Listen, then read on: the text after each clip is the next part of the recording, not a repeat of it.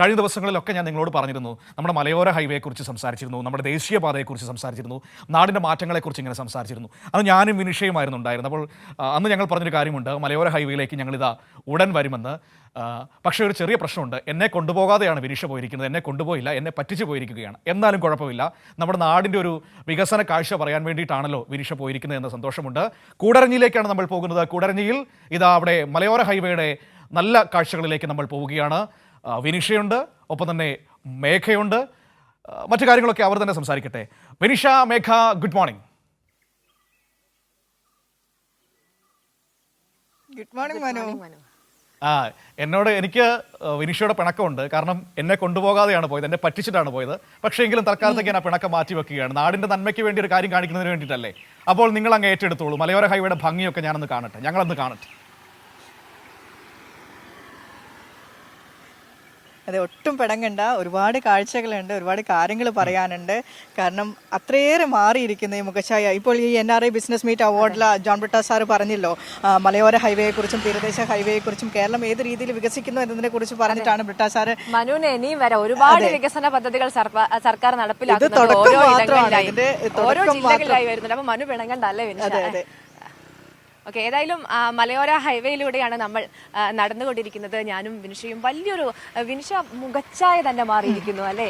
ഈ നാടിന്റെ മുഖച്ഛായ, ഈ പാശ്ചാത്തല ജീവിത സൗകര്യമൊക്കെ തന്നെ വലിയ മാറ്റമാണ് ഇവിടുത്തുകാർക്ക്. പണ്ടൊക്കെ ഈ നാടിനൊരു ഹിസ്റ്ററി ഉണ്ടായിരുന്നു മേഘ. ഇവിടെ തൊട്ടടുത്തുള്ളത് കക്കാടംപൊയിൽ ഹൈസ്കൂളാണ്.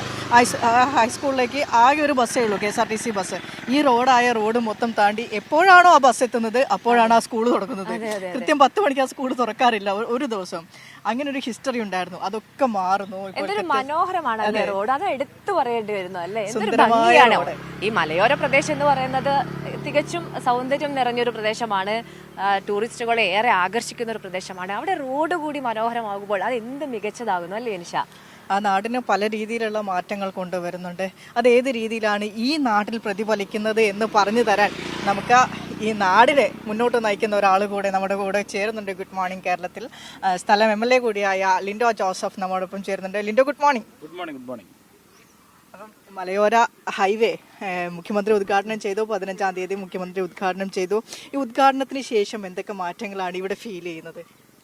അല്ല, പൊതുവിൽ ഈ മലയോര മേഖലയെ ആകെ ആഗ്രഹിച്ചിരുന്ന ഒരു വലിയ വികസന പ്രവർത്തനമാണ് കിഫ്ബി പദ്ധതിയിലൂടെ നടപ്പിലായത്. അതിൻ്റെ ഭാഗമായി തന്നെ നമ്മൾ ഒരിക്കലും വിചാരിക്കാത്ത രൂപത്തിലുള്ള വലിയ വികസന പ്രവർത്തനങ്ങൾ ഇപ്പോൾ നമ്മുടെ ഈ റോഡ് വന്നതിൻ്റെ ഭാഗമായി മാത്രം നടക്കുകയാണ്. നമ്മുടെ ഇടതുപക്ഷ ജനാധിപത്യ മുന്നണി ഗവൺമെൻറ്റിൻ്റെ ഏറ്റവും പ്രധാനപ്പെട്ട വികസന പ്രവർത്തനങ്ങളൊന്നാണ് പ്രൈവറ്റ് ഇൻഡസ്ട്രിയൽ എസ്റ്റേറ്റ് നടപ്പിലാക്കുക എന്നുള്ളത്. ഈ റോഡ് യാഥാർത്ഥ്യമായതിൻ്റെ ഏറ്റവും വലിയ ഒരു ഉദാഹരണമെന്ന് ചൂണ്ടിക്കാണിക്കാൻ കഴിയുന്നത് കോഴിക്കോട് ജില്ലയിൽ ഏറ്റവും ആദ്യം പാസ്സായ പ്രൈവറ്റ് ഇൻഡസ്ട്രിയൽ എസ്റ്റേറ്റ് ഈ റോഡിനോട് ചേർന്നാണ്. കൂടരഞ്ഞി പഞ്ചായത്തിൽ 50 ഏക്കർ സ്ഥലത്ത്. ഇതിനോടകം തന്നെ 4 സ്ഥാപനങ്ങൾ അവിടെ വർക്കിംഗ് ആരംഭിച്ചു കഴിഞ്ഞു. പ്രാഥമികമായ ജോലികൾ ആരംഭിച്ചു കഴിഞ്ഞു. ഒരു വർഷത്തോടു കൂടി ഒരു 10-30 കമ്പനികളെങ്കിലും പ്രൈവറ്റ് ഇൻഡസ്ട്രിയൽ എസ്റ്റേറ്റിലേക്ക് വരുമെന്നുള്ളതാണ് നമ്മൾ കാണുന്നത്. അതോടൊപ്പം മറ്റ് വികസന പ്രവർത്തനങ്ങൾ ധാരാളമായി നടക്കുകയാണ്. ഇപ്പോൾ കക്കാടംപൊയിൽ എന്ന് പറഞ്ഞ സ്ഥലം ഒരു ടൂറിസ്റ്റ് ഡെസ്റ്റിനേഷനും കൂടിയാണെന്ന് നിങ്ങൾക്ക് അറിയാം. കക്കാടംപൊയിൽ, നായാടംപൊയിൽ. ഈ റോഡ് എത്തിച്ചേരുന്നത് കക്കാടംപൊയിൽ എന്ന് പറഞ്ഞ സ്ഥലത്തേക്കാണ്. നിരവധിയായിട്ടുള്ള ടൂറിസ്റ്റ് ഡെസ്റ്റിനേഷനെ കണക്ട് ചെയ്തുകൊണ്ടാണ്. ഇപ്പോൾ നമ്മുടെ കേരളത്തിൽ തന്നെ ഏറ്റവും പ്രധാനപ്പെട്ട വൈറ്റ് വാട്ടർ കയാക്കിംഗ് ചാമ്പ്യൻഷിപ്പ് നടക്കുന്നത് നമ്മുടെ പുലിക്കയത്താണ്. അപ്പോൾ തുഷാരഗിരി, പുലിക്കയം, അരിപ്പാറ, അതുപോലെ തന്നെ ഈ കക്കാടംപൊയിൽ, പൂവാറന്തോട് തുടങ്ങിയ ടൂറിസ്റ്റ് ഡെസ്റ്റിനേഷനുകളെല്ലാം ഈ റോഡ് ബന്ധിപ്പിക്കുന്നുണ്ട് എന്നുള്ളതാണ്. അപ്പോൾ അവിടെ ഉണ്ടാകുന്ന വലിയ മാറ്റം, ഇപ്പോൾ കോഴിക്കോട് ജില്ലയിൽ തന്നെ ഒരുപക്ഷെ ഏറ്റവും കൂടുതൽ റിസോർട്ടുകൾ ഉണ്ടാവാൻ സാധ്യതയുള്ളത് ഒരുപക്ഷെ കക്കാടംപൊയിലായിരിക്കും. കക്കാടംപൊയിൽ നമ്മുടെ മലപ്പുറത്തിൻ്റെ ബോർഡർ കൂടി പങ്കിടുന്നത് കൊണ്ട് കോഴിക്കോട് ജില്ലയെന്ന് പറയാൻ കഴിയില്ല. പക്ഷേ കക്കാടംപൊയിൽ എന്ന് പറഞ്ഞ സ്പോട്ടിൽ തന്നെ ഏകദേശം 300-ലധികം വരുന്ന റിസോർട്ടുകളുണ്ട്. വാട്ടർ തീം പാർക്ക് തന്നെ ഇപ്പോൾ പൂർണ്ണ ഫംഗ്ഷനായി പ്രവർത്തിക്കുന്ന ഒന്നാണ്. 2ാമത്തെ പാർക്കിൻ്റെ നിർമ്മാണം നടന്നുകൊണ്ടിരിക്കുകയാണ്. അങ്ങനെ നിരവധിയായിട്ടുള്ള നിർമ്മാണ പ്രവർത്തികൾ നടക്കുന്നു. മുമ്പെങ്ങും ഇല്ലാത്ത വിധം ഈ മലയോരത്ത് പണ്ട് പെട്രോൾ അടിക്കണമെങ്കിൽ തിരുവമ്പാടിയിലോ അല്ലെങ്കിൽ മുക്കത്തോ പോകേണ്ടിയിരുന്നു. ഇപ്പോൾ ഈ റോഡിൻ്റെ ഒരു 2 കിലോമീറ്റർ ചുറ്റളവിൽ പെട്രോൾ പമ്പുകൾ വരാൻ വേണ്ടി തുടങ്ങി. അപ്പോൾ സ്വാഭാവികമായിട്ടും ഒരു പെട്രോൾ പമ്പ് ആരംഭിക്കുമ്പോൾ അതിലേക്ക് വരുന്ന വാഹനങ്ങളുടെ എണ്ണം കൂടി കണക്കാക്കിയിട്ടായിരിക്കുമല്ലോ ഒരു പെട്രോൾ പമ്പ് ആരംഭിക്കുക. അപ്പോൾ നിങ്ങൾക്ക് നോക്കിയാൽ അറിയാം, ഈ റോഡുകളൊക്കെ വരുന്നിടത്ത് പുതിയ പെട്രോൾ പമ്പുകൾ തുടങ്ങുകയാണ്. അപ്പോൾ എല്ലാ അർത്ഥത്തിലും ഒരു വലിയ വികസന പ്രവർത്തനം, ഭൂമിയുടെ വില വർദ്ധിക്കുന്ന സാഹചര്യമുണ്ട്. എല്ലാം കൊണ്ടും ഒരു ഈ ആളുകളുടെ തൊഴിലവസരങ്ങൾ വർദ്ധിക്കുന്നു. ഇതൊരു സാമ്പിൾ മാത്രമാണ്, ആദ്യ റീച്ചിന്റെ ഉദ്ഘാടനം മാത്രമാണ് ഇപ്പോൾ കഴിഞ്ഞിരിക്കുന്നത്. ഇനി എങ്ങനെയാണ് തുടർ പ്രവർത്തനങ്ങൾ ഇവിടെ നടക്കുന്നത്? നമ്മുടെ കിഫ്ബി പദ്ധതിയിൽ നമുക്ക് 500 കോടിയിലധികം രൂപയുടെ വികസന പ്രവർത്തനങ്ങൾ റോഡ് പ്രവൃത്തിയിൽ മാത്രം നമുക്കുണ്ട്. തുരങ്കപാത അതിന് പുറമെയാണ്. അപ്പോൾ അതിൽ നമുക്കിപ്പോൾ മലയോര ഹൈവേയുടെയാണ് ഇപ്പോൾ ഉദ്ഘാടനം നമ്മൾ പൂർത്തീകരിച്ചത്. 34 കിലോമീറ്റർ ദൂരത്തിൽ 27 കിലോമീറ്റർ ദൂരത്തിലാണ് ഇപ്പോൾ നിർമ്മാണം നടന്നത്. 200 കോടിയോളം രൂപ ചെലവഴിച്ചുകൊണ്ടാണ് ആ നിർമ്മാണ പ്രവൃത്തി നടന്നത്. അതോടൊപ്പം തന്നെ രണ്ടാമത്തെ സെക്കൻഡ് സ്ട്രെച്ച് കോടഞ്ചേരി നിന്ന് മലപ്പുറത്തേക്കുള്ള സെക്കൻഡ് സ്ട്രെച്ച് 48 കിലോമീറ്റർ ദൂരം, ഏകദേശം 48 കോടി രൂപയിൽ 8 കിലോമീറ്റർ ദൂരം അതിൻ്റെ നിർമ്മാണ പ്രവൃത്തി ബഹുമാനപ്പെട്ട മുഖ്യമന്ത്രി ഉദ്ഘാടനത്തിന് അന്ന് പ്രവൃത്തി ഉദ്ഘാടനം നിർവഹിച്ചിട്ടുണ്ട്.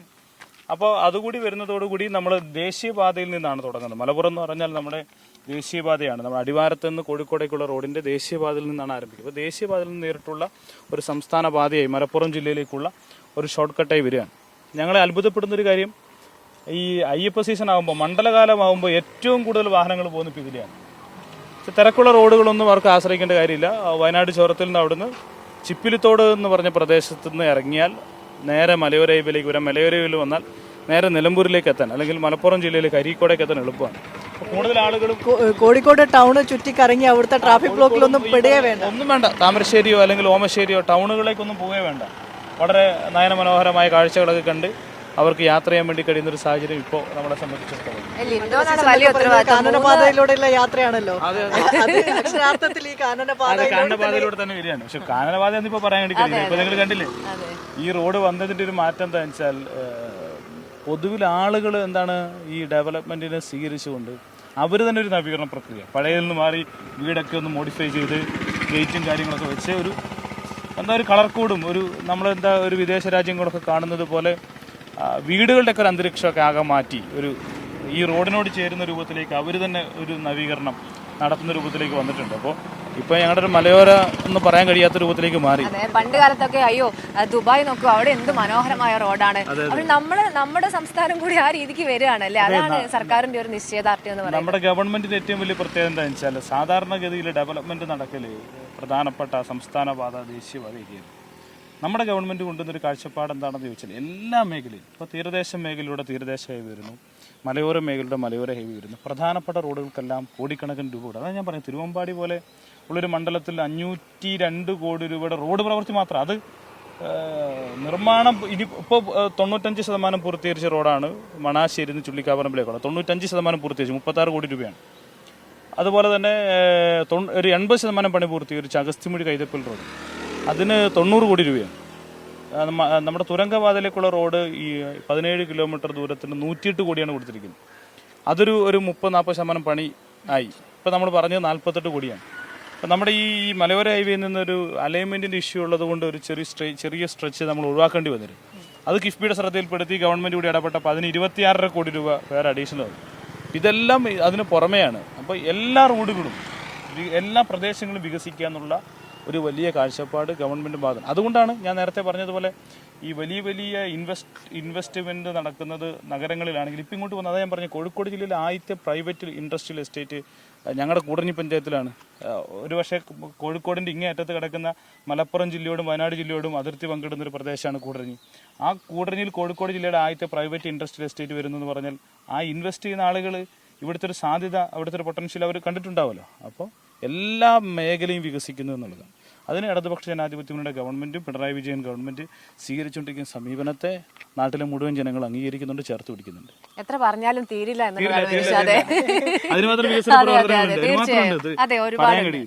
ഞാനതിങ്ങനെ ശ്രദ്ധിക്കായിരുന്നു, ലിൻഡോ ഇങ്ങനെ വാചാലനാവുകയാണ് പറഞ്ഞു ഒരു എപ്പിസോഡൊന്നും മതിയാവില്ല നമുക്കിത് കേൾക്കാനല്ലേ. കാരണം അത്രയ്ക്ക് ഈ നാട് ആവശ്യപ്പെടുന്ന ഒരു വികസനമായിരുന്നു അത് ഇടതുപക്ഷ സർക്കാർ കൊണ്ടുവരുന്നു എന്നുള്ളത് തന്നെയാണ് അതിൽ ഏറ്റവും പ്രധാനപ്പെട്ട വികസിപ്പിക്കുന്നത് മുതൽ തുടങ്ങുന്നു. അത് ഏറ്റവും മെച്ചപ്പെട്ട നിലയിൽ ഈ റോഡ് പണിതിട്ടിരിക്കുന്നത് തന്നെ ശ്രദ്ധിച്ചാൽ അറിയാം. റോഡ് സൈഡിൽ ആളുകൾക്ക് നടന്നു പോകാൻ വേണ്ടി ഇന്റർലോക്ക് ഉണ്ട്, തൊട്ടപ്പുറത്ത് സ്ലാബ് ചെയ്ത് കൃത്യമായ ഓട സംവിധാനങ്ങളുണ്ട്. ആ രീതിയിൽ ഏത് രീതിയിലാണോ നമ്മുടെ പുറത്ത് രാജ്യങ്ങളിലൊക്കെ ഈ റോഡ് സംവിധാനം ഉള്ളത്, അതേ സംവിധാനങ്ങളിലേക്ക് അതേ മികവിലേക്ക് നമ്മുടെ നാട്ടിലെ റോഡുകളും ആ മെച്ചപ്പെട്ട നിലവാരത്തിലേക്ക് മാറുന്നു എന്നുള്ളതാണ്.